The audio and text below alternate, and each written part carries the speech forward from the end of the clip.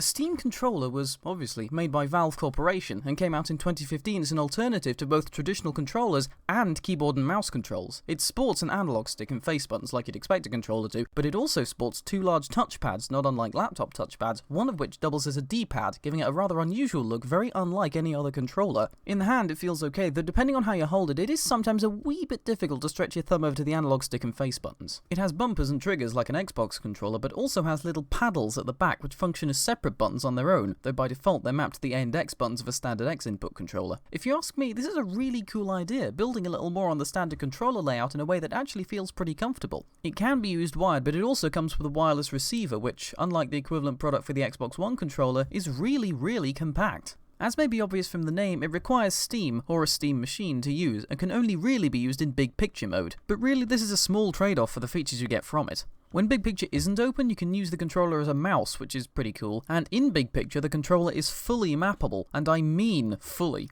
You can map any button on the controller to virtually anything you like, be it an X input controller button, mouse click, keyboard key, or even a movement or click of the scroll wheel. The touchpads can also be mapped to various different uses, including a second analog stick, a mouse, an input which feels like a mouse but is recognized by the game as an analog stick, and a mouse input that is bound only to a specific area of the screen. What's better is that you can do this for any game in your library, even non-Steam shortcuts and source mods, effectively giving controller support to almost any PC game you like. This level of customization and freedom is truly amazing, and something which you can't really do with any other controller. The touchpads on the front may seem quite unwieldy, but in all honesty they feel quite nice.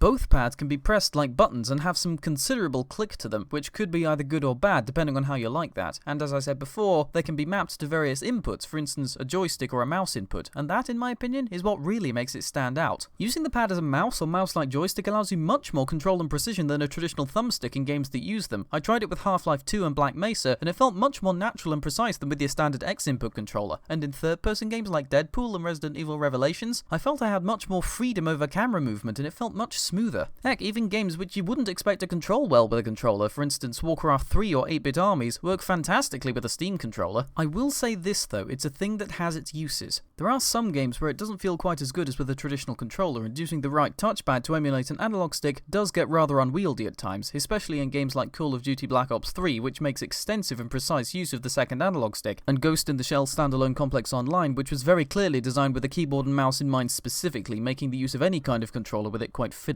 All in all, the Steam controller is basically a mouse crossed with an Xbox controller, and it's pretty nifty. It really is a controller designed with the PC gamer in mind, with the controls of a keyboard and mouse, but the comfort of a controller. The price point is a bit steep at around £40, but that's still cheaper than an Xbox One controller for Windows with wireless adapter, and all in all I'd say for that price, it's probably worth it. If you're looking for a controller with which you can play PC games from your sofa, one with a high degree of customizability, or just want to try something new, then I wholeheartedly recommend this one.